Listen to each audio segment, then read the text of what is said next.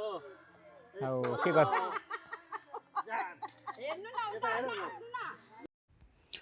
Hello everyone, welcome to my channel. आज चाहिँ हामी नेपालमा लास्ट दिन हो। आज चाहिँ हामी बिरतामोर दिनको भेलागढी भन्ने ठाउँमा घुम्नु जाँदैछौँ।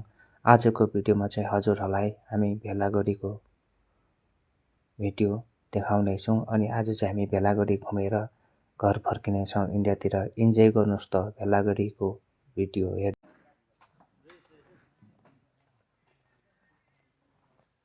हामी चाहिँ भेलागढी सिमसार आइसकेका छौँ। यो चाहिँ बिचमा बाटो मजाको बनाइदिएको छ। वरिपरि पिप्लेको रुख है, हेरिहाल्नु। यहाँ तल चाहिँ एउटा झिल रहेछ। अनि हाम्रो म्याडमहरू चाहिँ आउनु हुँदैछ, भाउजूहरू। दाजु चाहिँ त्यहाँ बस्यो पर।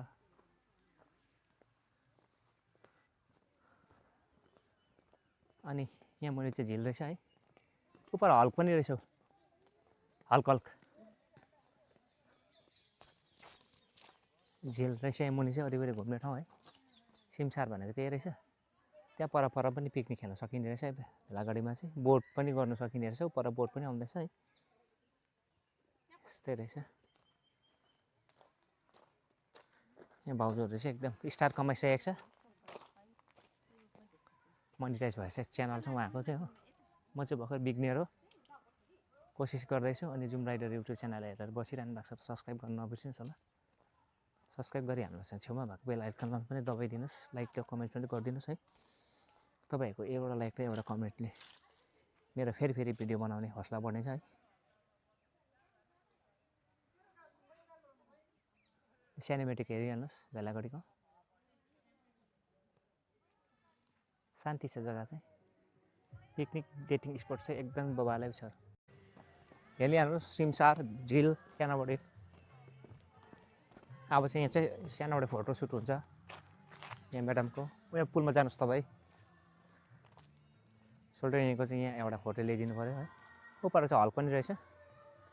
अब यहाँ एउटा फोटो सुट गरेर चाहिँ म हजुरहरूलाई देखाउँछु। भेलागढीको सिमसार चाहिँ यस्तो नै रहेछ। शान्ति छ है, त्यति झ्याउझ्याउ छैन। एउटा बोट घुमिहिँड्दैछ, टुरिस्टहरू नै होला उहाँहरू पनि। अनि हजुरहरूलाई यो बिरतामोरको सैनिक मोर्देनको भित्र पस्नुपर्दछ है। भेलागढी भन्ने ठाउँ चाहिँ कस्तो लाग्यो कमेन्ट्समा भन्नुहोस् होला। दाजु भाउजू यहाँ हेरिहाल्नु। के गर्छ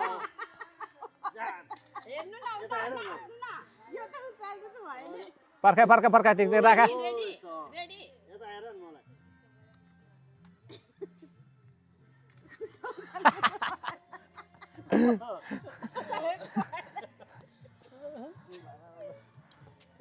कुछ गरे है भाउजूले।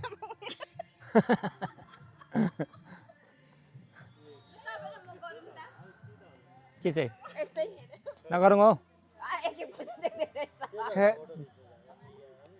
हाम्रो चाहिँ खतरा निक्ल्यो अरे फोटो।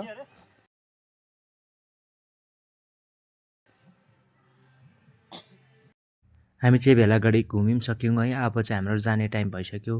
आजको ब्लग यहीँ खतम गर्न चाहन्छु। सेवा र टाटा बाबाई गुर्के सलाम।